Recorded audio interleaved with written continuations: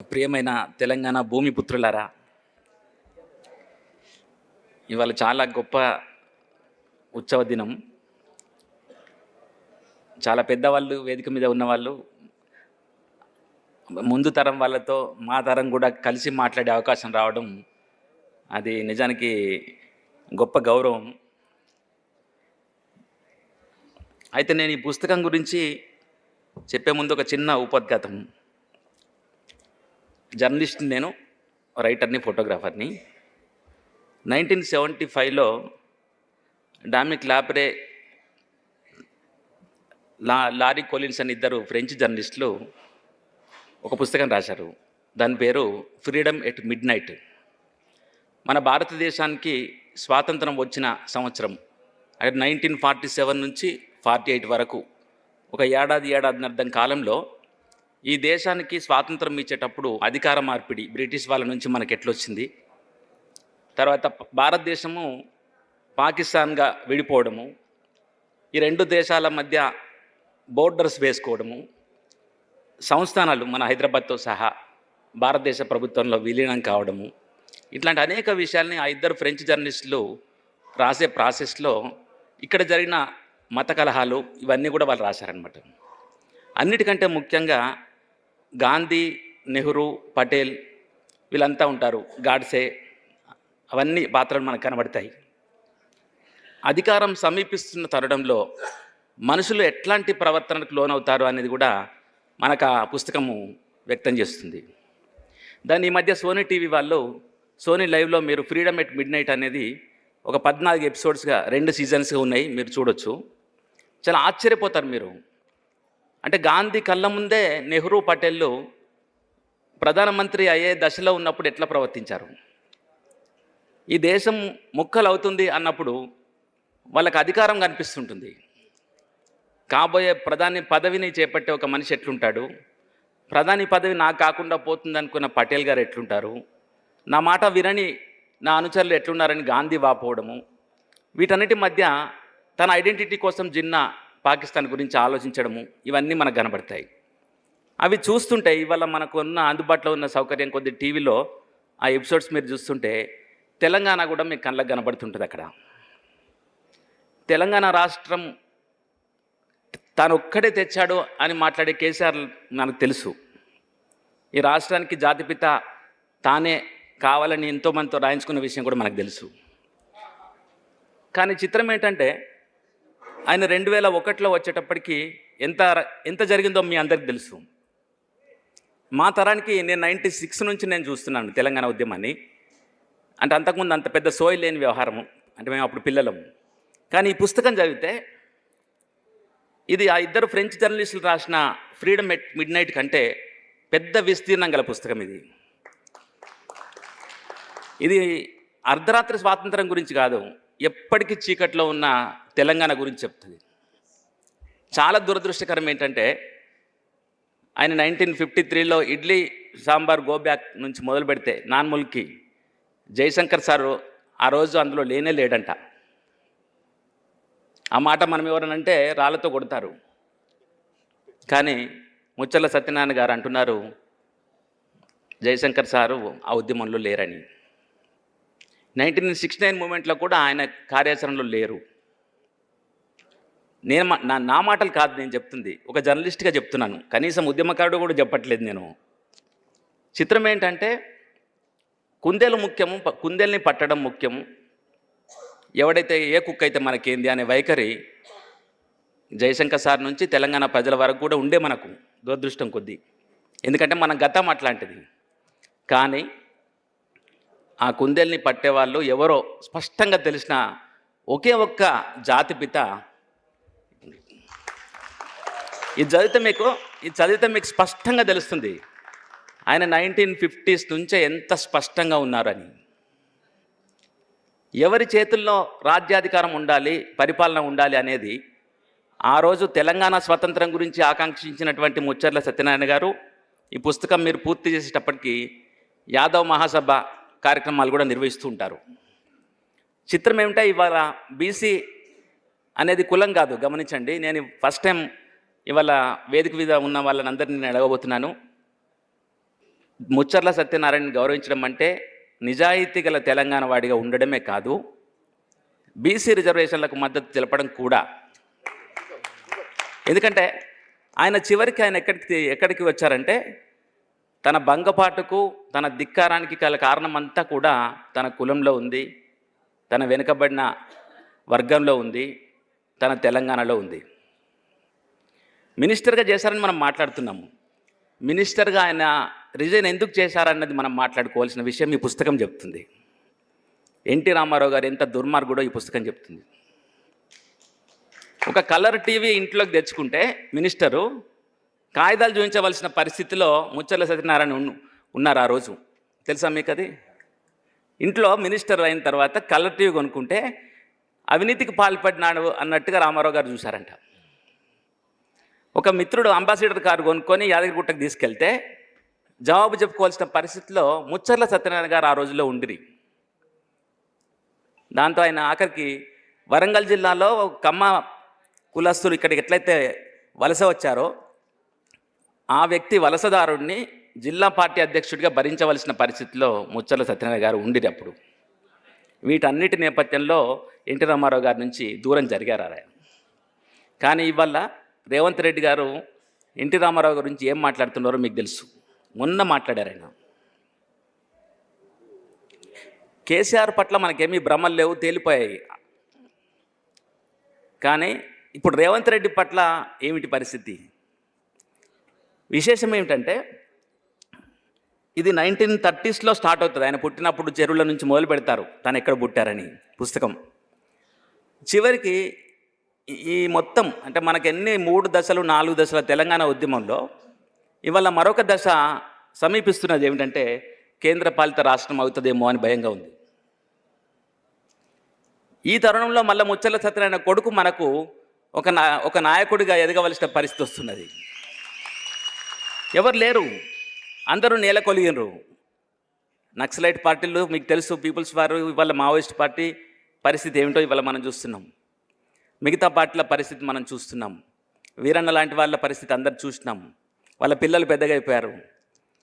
భవిష్యత్తు ఇవాళ ఎట్లుందంటే కేసీఆర్ వాళ్ళ కుటుంబము ఒక మాట చెప్పుకోవాలి.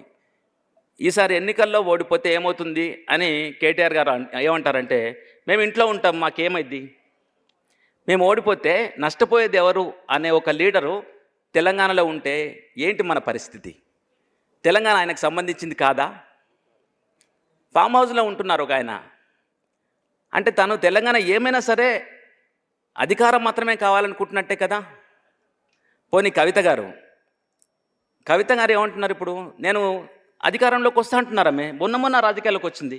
వీళ్ళంతా నా జూనియర్స్, కేటీఆర్, కవిత వీళ్ళంతా నా జూనియర్సు.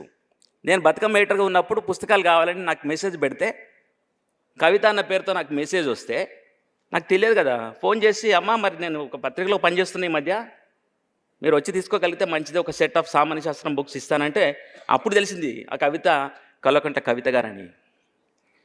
ఇట్లాంటి పిల్లలు ఇవాళ మనకు నాయకులు అయిపోయి, నా నియోజకవర్గానికి ఎమ్మెల్యేలు అయిపోయి, నా రాష్ట్రానికి ముఖ్యమంత్రులు అయిపోయి, అదే దుచ్చల సత్యనారాయణ గారి రాష్ట్రానికి వీళ్ళంతా వలసాంధ్రులు. చాలా స్పష్టంగా ఇందులో ఒక అధ్యాయంలో ముచ్చర్ల సత్యనారాయణ గారు ఏమి అభిప్రాయపడ్డారంటే, చూస్తుంటే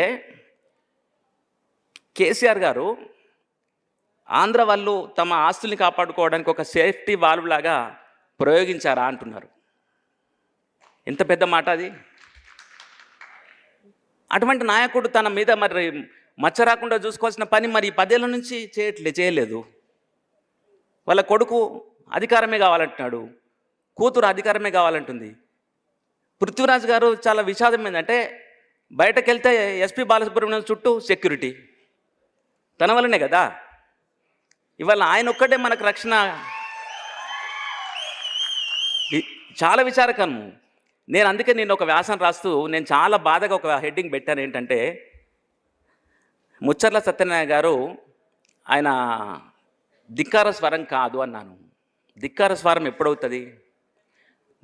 మనందరం నోరు మూసుకున్నప్పుడు ఒక్కడు మాట్లాడితే ఆ ధిక్కార స్వరంగా అవుతుంది. తెలంగాణలో మనందరి తరఫున ఒక్కడే నిలబడ్డాడు.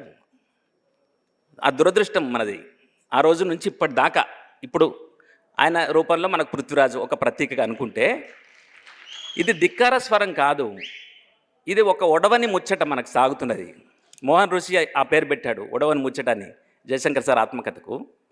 కాబట్టి వాళ్ళ నా బాధ అంతా ఏమిటంటే, ధిక్కారం అనే పరిస్థితి ఒక భయంకరమైనటువంటి విక్టిమైజేషన్. అది ఒక పిల్లి పులి కావడాన్ని మనం ఎప్పుడూ ఆహ్వానించొద్దు. పిల్లి పిల్లిలాగానే ఉండాలి. దాన్ని మనం గదిలో వేసి బంధిస్తే అది పులి అయితే దాన్ని ధిక్కారం అని ఎందుకు అనుకోవాలా? ఆయన ఎంత అద్భుతమైన నాయకుడు ఈ పుస్తకం అంతా చెప్తుంది.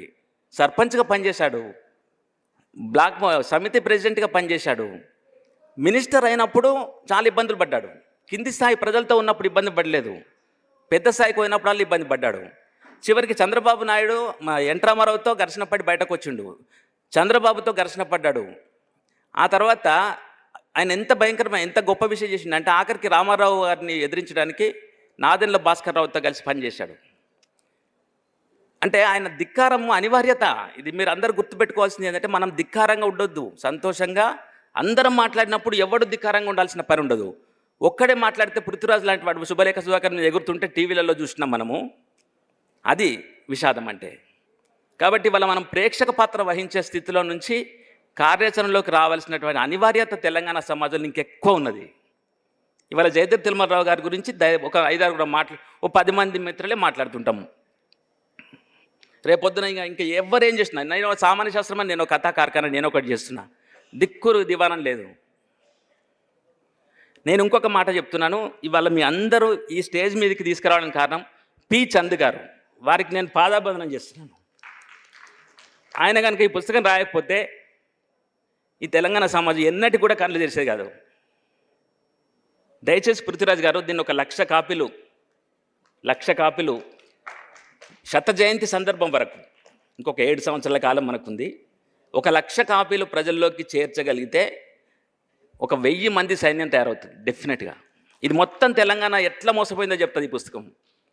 అటువంటి ఈ పుస్తకాన్ని ఆత్మకథ రాసినటువంటి చంద్ గారిని మనందరం ఇంటింటికి మనందరం పిలుచుకొని గౌరవించుకోవాలా.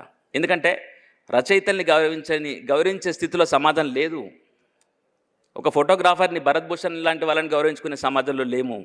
ఒక జయదేవ్ తిరుమలరావు గారికి ఎక్కడ పెట్టుకోవాలో, నా ఇంట్లో పెట్టుకునే మనిషి లేడు, 4 వస్తువులు ఇంట్లో పెట్టుకునే మనిషి లేడు. గవర్నమెంట్ని మీద ఆధారపడాల్సి వస్తుంది మనందరం. కాబట్టి ఏంటంటే, ఇంకొక మాటతో నేను ఎక్కువ సమయం తీసుకున్నందుకు నా ఆవేశానికి కూడా మన్నించి, పృథ్వీరాజ్ గారు నాకు కూడా కొంచెం పూనారు, అందుకే ఈ ఆవేశం కూడా ఉంది. కేసీఆర్ని అధ్యయనం చేయండి, ఈ పుస్తకాన్ని తప్పకుండా చదవండి.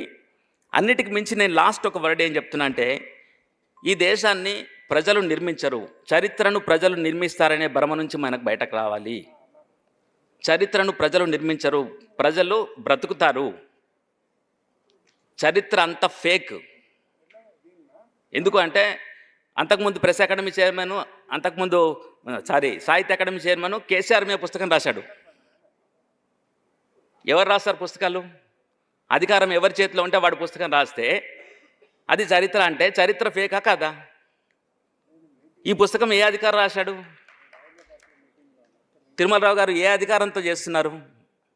కాబట్టి దయచేసి మీరు చరిత్ర అన్న పదాన్ని తీసేసి జీవితాల గురించి ఆలోచించండి.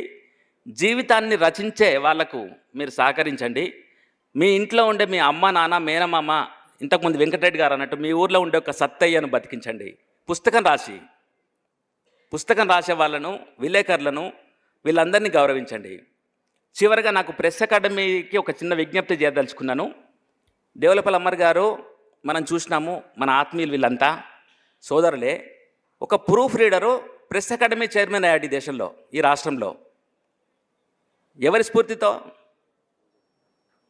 ప్రూఫ్ రీడర్ చూసినందుకు ప్రెస్ అకాడమీకి 2 సార్లు చైర్మన్ అయినటువంటి అమర్ గారు ఉన్న దేశంలో. నేనేమంటున్నా అంటే, ఆ ప్రెస్ అకాడమీ, వాళ్ళ తెలంగాణ ప్రెస్ అకాడమీ, ఒక జర్నలిస్టు, ఒక ఎడిటరు, ఒక పబ్లిషర్ అయినటువంటి జై తెలంగాణ ముచ్చర్ల సత్యనారాయణ గారి మీద వాళ్ళు ఏ కార్యక్రమం ఏడాదికి ఒకసారి తీసుకుంటారో మనం అడగాలి. ప్రెస్ అకాడమీకే ముచ్చర్ల సత్యనారాయణ గారి పేరు పెడతామా? లేదంటే ప్రతి సంవత్సరము ఇవాళ గజ్జల మల్లారెడ్డి గారి పురస్కారము సార్కి ప్రకటించారు, మన రామచంద్రమూర్తి గారు ఇంతకుముందు వెళ్ళిపోయారు. ఎవరెవరో పేరు మీద గొప్ప జర్నలిస్టుల పేర్ల మీద మనం అందుకుంటున్నాము. మనకు జై తెలంగాణ ఎడిటర్ పురస్కారం నాలాంటి వాడు వస్తే నేను ఫస్ట్ ఇంతవరకు అవార్డులు తీసుకోలేదు. ఎందుకు తీసుకోవట్లేదంటే తీసుకుంటే సంతోషం ఉండట్లేదు. అందుకే ఏ అవార్డులు ఏ పురస్కారాలు తీసుకోకుండా బతుకుతున్నాము చాలామంది మాలాంటి వాళ్ళం. నేను అంటున్న ప్రెస్ అకాడమీ ముచ్చర్ల సత్యనారాయణ గారి పేరు మీద ఒక ఫెలోషిప్ పెడుతుందా లేదా ప్రెస్ అకాడమీకి ఆ పేరు మనం పెడదామా, కానీ అది జర్నలిజం బాధ్యత. ఈ విషయం కూడా ఇక్కడ ఉన్నటువంటి నిర్వాహకులు ఆలోచించాలని కోరుతూ, ఈ పుస్తకాన్ని ప్రచురించినటువంటి రెండో ప్రింట్ చేసినటువంటి గద్దర్ ఫౌండేషన్కి కృతజ్ఞతలు తెలుపుతూ, శత జయంతి సందర్భంగా 1,00,000 పుస్తకాలు ప్రింట్ చేయాలని కోరుతూ, మీ అందరూ నా ప్రసంగాన్ని విన్నందుకు ఆలోచిస్తారని, ఈ పుస్తకాన్ని దయచేసి తీసుకొని ఖచ్చితంగా వచ్చిన వాళ్ళు చదువుతారని, వీలైతే PDF ఫైల్ కూడా ఏమైనా ప్రజల్లోకి సర్క్యులేట్ చేయగలిగే అవకాశం ఉంటే అదైనా చేయమని కోరుతూ, థ్యాంక్ యూ సో మచ్.